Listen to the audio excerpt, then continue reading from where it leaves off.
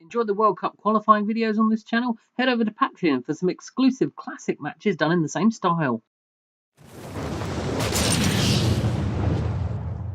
We've seen the past, now for some of the future on What Happened on My Universe mode! We're going to continue with week 26 with NXT, which took place in Richmond, Virginia, and the show opened with the champion, Finn Balor, coming out to say his piece.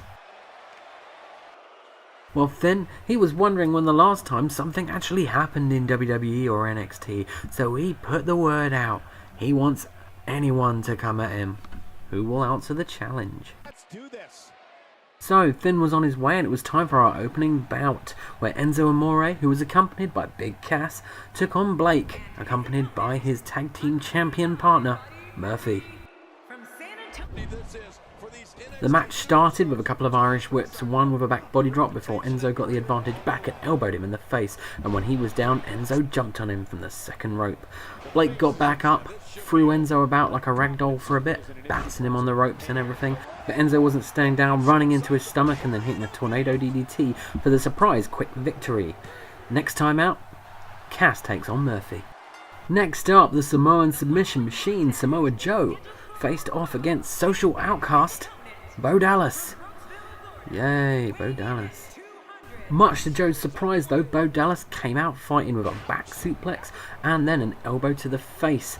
But, of course, this was just delaying the inevitable, and Samoa Joe got up and hit a short arm clothesline to take control of the match. Joe then hit a few moves, including a belly to belly and a senton from the second rope.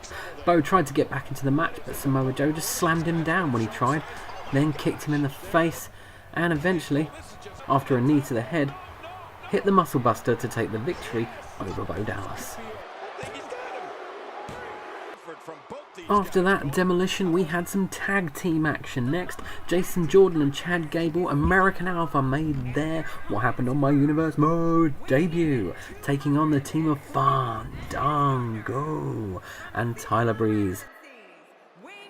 And it would be Breezango getting the early offense in as Fandango hit a back suplex on Chad Gable. He then suplexed some more and tagged into Tyler Breeze, who kneed him in the gut and hit his own suplex.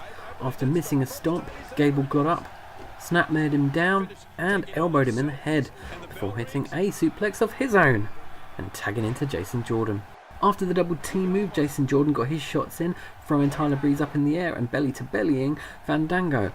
Fandango got the advantage back, gutbuster and a knee to the back before Jason Jordan reversaled. A signature spear and a tag followed before they finished Fandango off with a grand amplitude 1-2-3 victory for American Alpha. We took a quick break from the action to have a bit of promo fun. R-Truth came to the ring with one thing on his mind, and that was to call out Xavier Woods, the man he's been feuding with for some time. Well, Xavier Woods isn't one to back down. He came out and he, well, took the piss, because it's Xavier Woods, New Day stuff. And nothing wrong with that. But these two have been feuding for some time on NXT, and Xavier Woods needs to go to SmackDown. So next time on NXT, they're facing off and finishing that damn feud. 2 matches left on NXT, and they're both championship matches. First up, Baron Corbin was challenging new hardcore champion Hideo Itami in a Falls Count Anywhere match, or a hardcore match, The match began fairly evenly. Firstly, Itami choking Corbin on the rope before hitting a snap suplex. Then Corbin got up, booted him in the face, and a Samoan drop from him. Then it went to the outside and things got a bit more fun. After a butterfly suplex on the mats, they started moving up the ramp, Baron Corbin hitting a nasty spinebuster on the ramp before Itami made a bit of a comeback, chopping and kicking Corbin down. The chops, punches and kicks didn't have too much of an effect on Corbin as he got up and hit a deep 6 for a near fall. Itami then reversed the slam, pushed Corbin over there and kicked him in the chest. They went to the backstage area and then boom, go to sleep. Itami wins and retains the hardcore title. Moving on now to NXT's main event, a 6-way battle royal for the NXT women's title. Alexa Bliss, Sasha Banks, Carmella, Charlotte, Asuka and Becky Lynch. And if I'm honest, I thought I'd vacated the title, but Asuka still came out of it. Let's pretend she didn't, eh? You may notice this isn't all of the NXT women. Nope, Bayley and Dana Brooke are also there. They're facing off next time on NXT to take on the winner of this match. The first significant parts of the match were Becky Lynch trying to slam Asuka. She just jumped out of the slam, drop kicked her in the back and surprisingly eliminated her straight away. After a bit more brawling and a side suplex on Alexa Bliss by Asuka, some of them paired off. Carmella and Alexa Bliss battling it out, while Charlotte and Sasha Banks paired off on the other side of the ring, which left Asuka rested, which is probably not a good idea for them. Asuka then eliminated Carmella.